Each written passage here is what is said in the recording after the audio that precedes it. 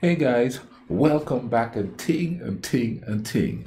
And today we are going to watch a show here, a video here, a show. Come on, Mr. Giant, what are you talking about? But anyway, it's called Why Romania and Serbia Love Each Other. You know what I mean? And I have, in the past, I've done some videos. I think I've done like 5 or 6 videos on Serbia. You know what I mean? And I saw it there and it's like, hey, Romania and Serbia love each other. Let's see what this is all about. But before we get to the video, real quick, guys, real quick, I'd like to thank those who gave me super thanks, donating to the channel. Thank you. Thank you so much for doing that. And I also would like to thank those who contributed through the Buy Me a Coffee link in the description in the bottom, in the description of the video. Thank you so much. Everything goes back to this channel, getting cool stuff of, walkable stuff to bring these videos to you and thing, you know what I mean? Thank you all again. I much appreciate that. You understand what I'm saying? Let's get into the video, all right? Let's YouTube and simmer and see why Romania and Serbia love each other. Two of the countries that I'm really interested in that region. Let's see what the vibe is. In Romania, there's a popular saying, Romania only has two peaceful neighbors, Serbia and the Black Sea.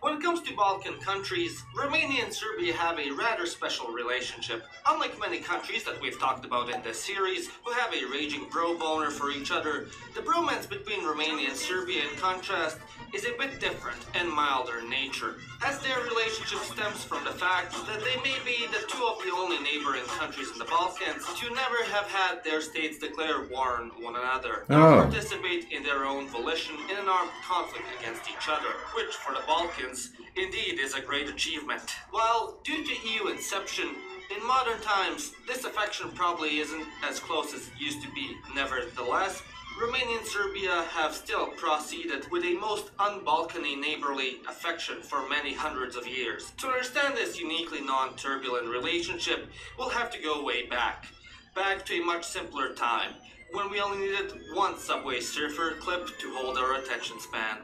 Ryan, are you suggesting that 9/11 didn't change everything? We all know Romania is a bit of a Balkan odd duck, unique due to its ancestry being Latin and its language being in the Romance category, alongside with Spanish, Italian, Portuguese, and potentially French, depending on whether or not you consider it a language. Oh, oui, oui, madame. Madame. However, precisely because of this fact, the relationship between the Romanians and the Serbs flourished. After the demise of the Roman Empire, Romania was forcefully weaned off of Rome's tit and cast into a sea of Slavs and Trianon deniers to fend for itself, which made Romania on all sides of the Carpathians surrounded by heavily armed Slavs. Not wanting their culture to get annihilated, their best bet was to play nice and learn to live with their more numerous Slavic neighbors. Therefore, from an early on history, the Romanians and Serbs lived together in relative coexistence. With this mostly peaceful accord came influence. Today, while it is difficult to parse, anywhere from 10 to 20% of Romania's vocabulary is of Slavic origin, largely influenced by the surrounding Serbs, Bulgarians, and Ukrainians. However, this ratio used to be higher, potentially as high as 40%, before Romania decided to re-Latinize itself in the 19th century and replaced many of its Slavic terminology with Italian and French.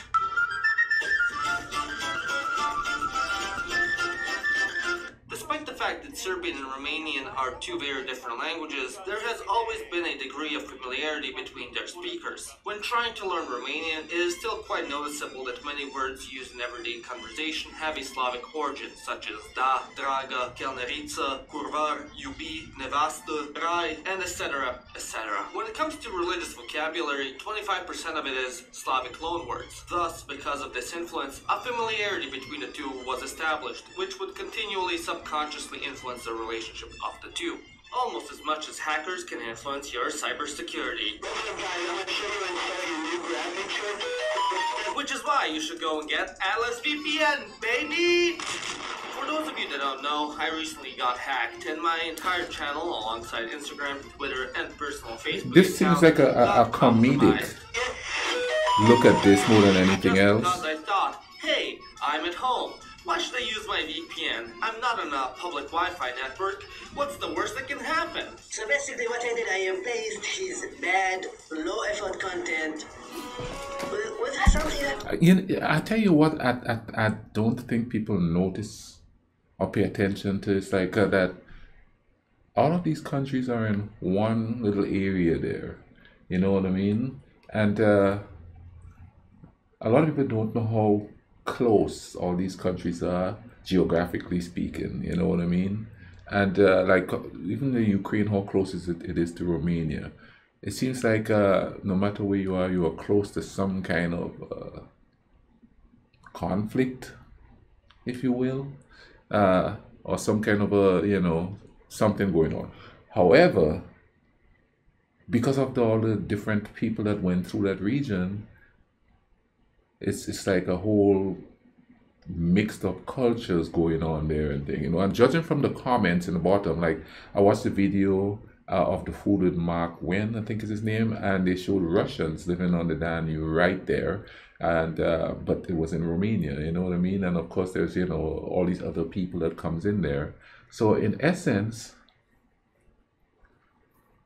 Romania is sort of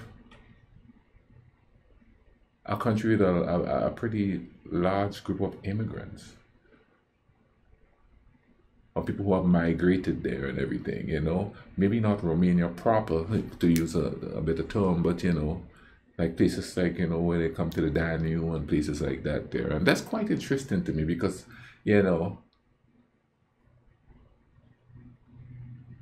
when I first saw the video, I thought, ooh, that's some cool Romanian culture, until somebody said, well, that's actually Russian.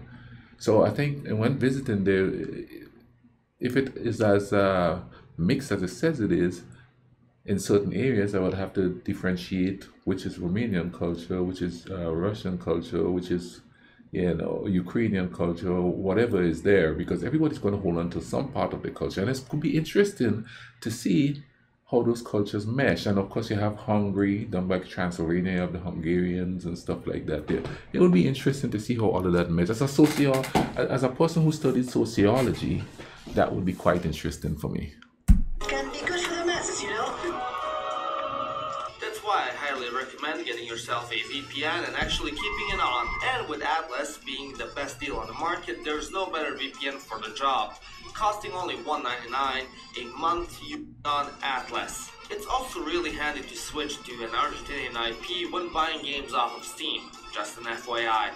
You can also access different TV shows and movies. Let's rush this forward. From your home country. Try it and see it for yourself. Again, go to atlasv.pn/Europe and protect yourself. Another influence in the relationship between the two was that both Serbia and Romania shared a common geographic threat from the Ottomans, as they were located on a border where the Ottomans were expanding their empire into the Balkans. Consequently, they often cooperated with one another to resist the Ottoman rule that unfortunately engulfed them both in the 16th century. While sometimes they were able to resist via large-scale military means, often this cooperation had to take a more local, low-key tone. One of the ways justice could be administered is via the Haiduks, aka bands of outlaws. Haiduks were a direct result of the foreign Ottoman occupation of the Balkans and Central Europe in the late 16th to the mid-19th centuries. Due to the jolly atmosphere created by increased taxes, the stealing of Christian children to be used as soldiers, the decline in regional security, and the occasional victory of Christians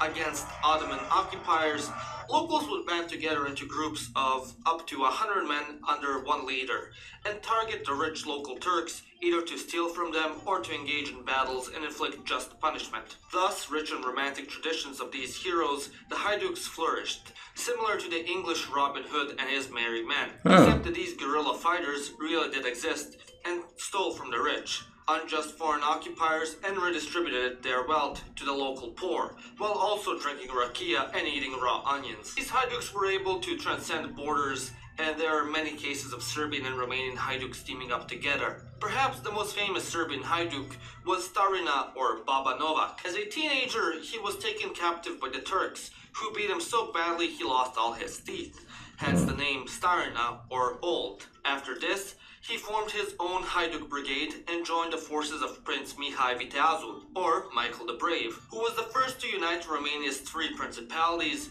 and is regarded as one of Romania's greatest national heroes. They joined together in Banat, and Novak was made a captain with 2,000 Serbian and Romanian Hajduks under his command. He then proceeded to liberate Târgoviște, Bucharest, Giurgiu, Sibiu, as well as lands in the south of Banat. Unfortunately, he was double-crossed by a former ally and was given to the Hungarian authorities in Cluj-Napoca and roasted alive slowly over an open flame. Mihai only found out later and raised a flag at the site of his death. Mihai himself was later also betrayed by the same man and assassinated. However, to this day, there are many references for how grateful Romanians were for Baba Novak's help against the Ottomans, such as naming streets and entire neighborhoods after a guy.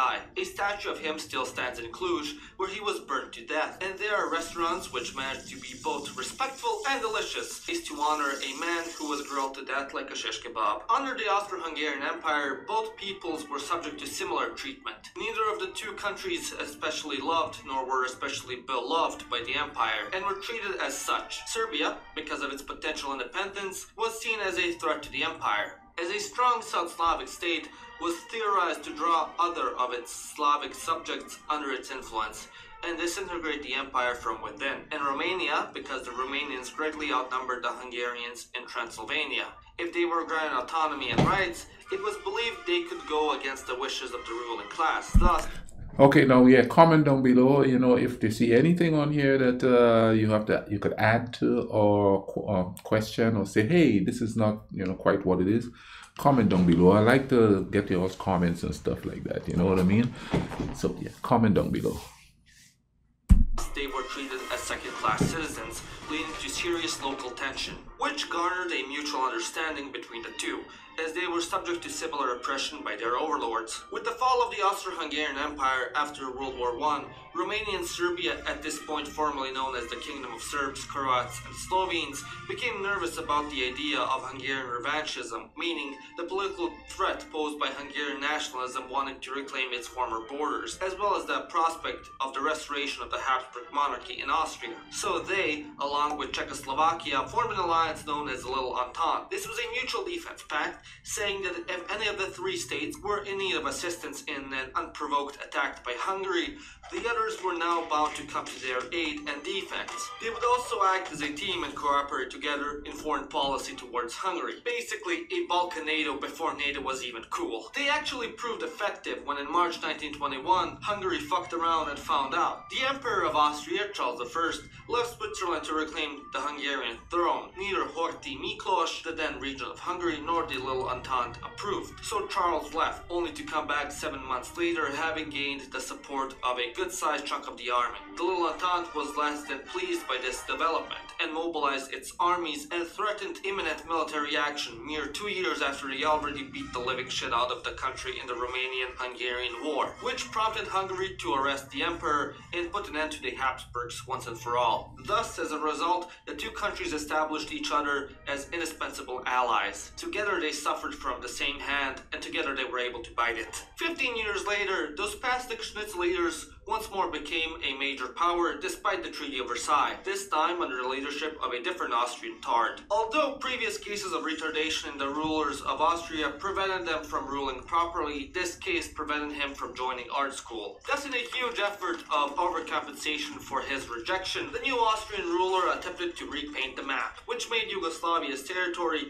partitioned between Germany, Hungary, Bulgaria, Croatia, and Italy. Although Romania was in the same faction as the previously mentioned countries who partitioned Yugoslavia and Serbia by extent, Romania refused to participate in a division, despite being invited to by Germany, which is still brought up by Serbs quite often. After World War II, Romania, despite falling under the Eastern Bloc and sharing the same ideology as then Yugoslavia, wasn't allowed to communicate with the country due to the 1948 Tito-Stalin split. However, once Czechoslovakia was invaded in 1968, Romania touted a good idea to strengthen its relationship with non-Eastern Bloc countries, and relations once more were re-established. Yugoslavia was more wealthy and had a more open economy that traded with the West compared to Romania's. Alongside that, it also had open borders with the most countries tainted by evil capitalism. Because of this, many Romanians would smuggle things from Yugoslavia into Romania because it was easier and it was a socialist country, but more open than the others.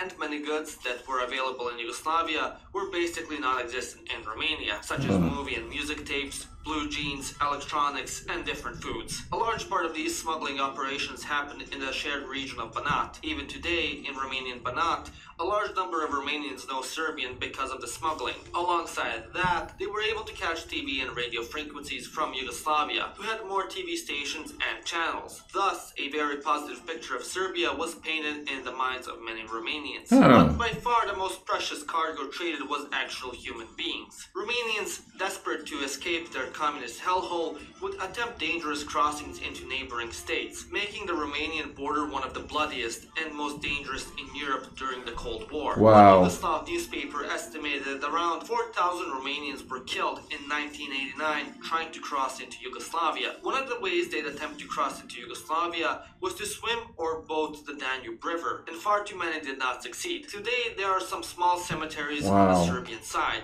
composed of anonymous drowned bodies that washed ashore. As for those who did make it ashore, their best bet was to avoid the Yugoslavian border guards, some of which were happy to send them back. Even so, many of the local Serbs helped the Romanian escapees by hiding them and even transporting them to Belgrade and then up to Austria, the actions of whom garnered continually positive relations between the people all along the border. As this is the Balkans, no one is allowed to have a good time. And soon Yugoslavia broke up. The Bosnian War came along, and famously, Romania and Serbia's friendship began to fracture a bit due to Romania allowing NATO airplanes on their way to bomb to Serbia to fly over its airspace to secure its future acceptance into the EU. This action by the Romanian government was seen by many Romanians as a betrayal of friendship, and many protests erupted in Romania as a result. However, despite NATO airplanes being allowed to fly over Romanian airspace, the Romanian government secretly defied the United Nations sanctions by supplying tens of thousands of tons of fuel and weapons to the Serbs in direct violation of the embargo, using assistance from the highest authorities in Romania, such as the police, Ministry of Transport, the Agricultural Ministry, the Border Police, and it seems like whenever there's a fracture between those countries, their outsiders have a really major role to play in it. It's always like somebody on the outside that causes friction between countries in general, you know what I mean? They come in there for their own reasons, something they want, or something they want to get to, probably make promises, but then, you know, the promises are empty because they never fulfill those promises. But it's always too late when people realize, well, they just wanted to use the area, use people. And I'm not just talking about in this instant. I'm talking about throughout history, you know what I mean? Throughout history, you see that. That's just crazy, you know what I mean? When those people, they could be getting along and enjoying each other, you know, and living. Here comes somebody who wants something. And when you're not a rich country, you have to pick a side, you know? That people don't understand that, you know? You have to pick a side. You understand what I mean? Speaking of picking a side, go ahead and subscribe if you like what I'm doing here, you know what I mean? If you would like me or react to these videos and things, go ahead and subscribe. Keep commenting. Let's get back to this video here.